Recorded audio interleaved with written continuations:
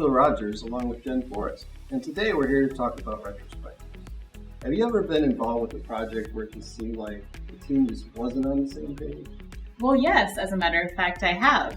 The good news is it doesn't have to be that way. Retrospectives can help teams get back in alignment really quickly. In the Agile community, we seek to have conversations at the team level on a regular basis.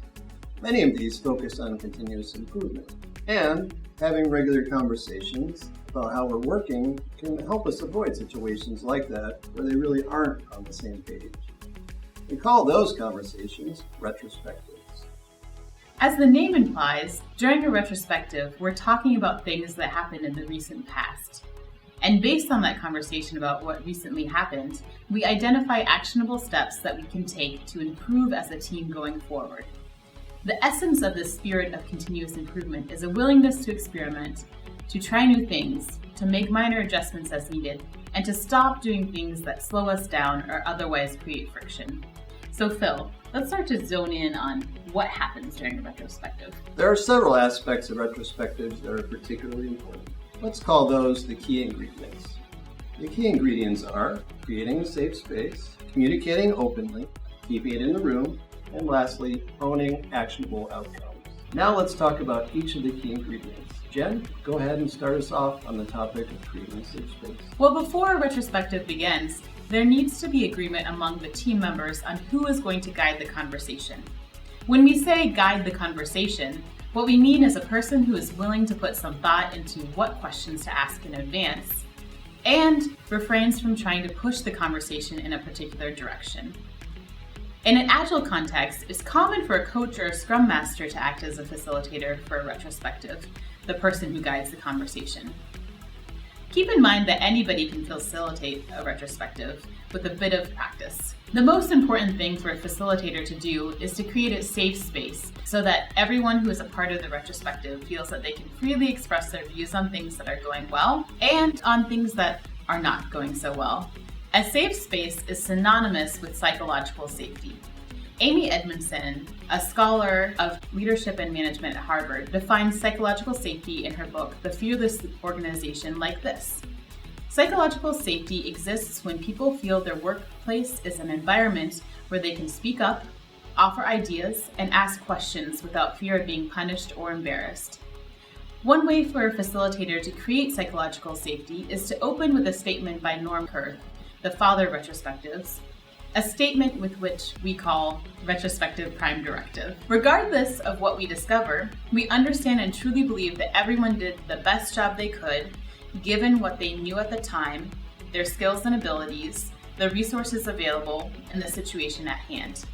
It's important to note that a key to psychological safety is making sure that the only people who attend a team's retrospective are the members of that team.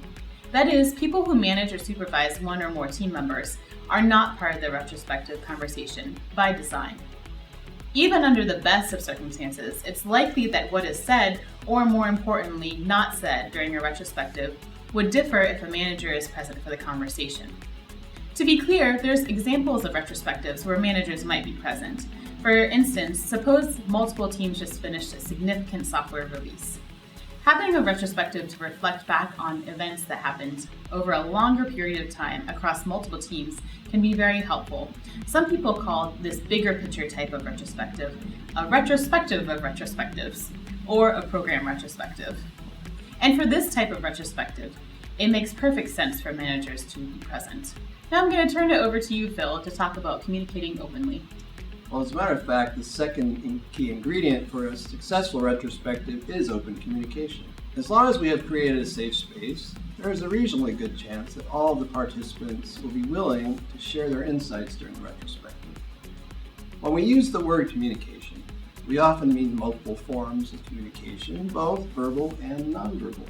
Especially when team members are new to working with each other, it can be helpful for the facilitator to pose some questions where team members silently write down their answers.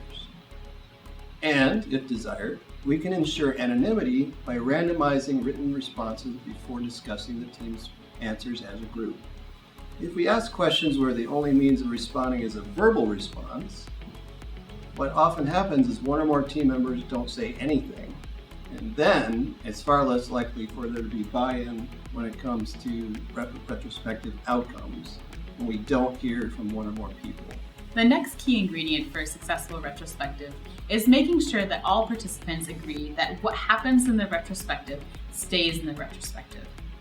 Imagine how different the nature of the conversation might be during a retrospective if everything that was said was going to be shared with people outside the team. What we want during a retrospective is radical candor, a willingness to communicate openly and honestly.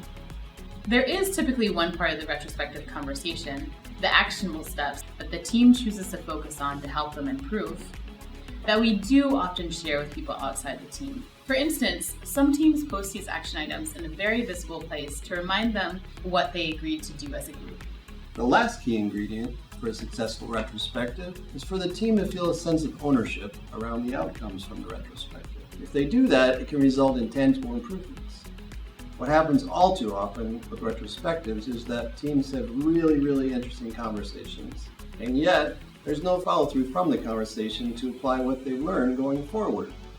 A facilitator can help ensure that there's ownership of each action step that the team agrees to take by doing two simple things. One, make sure that an owner is clearly identified for each action step, and two, find a place to display the action steps in a visible location.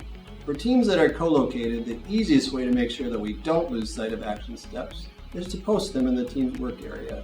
And some teams may choose to include those action steps in the electronic tool that they use to keep track of what they're doing. As a matter of fact, that's the last of the key ingredients, Jen. Awesome! To recap, the 4 key ingredients for a successful retrospective are creating a safe space, communicating openly, keeping it in the room, and owning actionable outcomes. The good news is that there's lots of well-documented examples of retrospective techniques available online and in book form, and we're constantly thinking of more techniques. Thanks for joining us today to talk about retrospectives.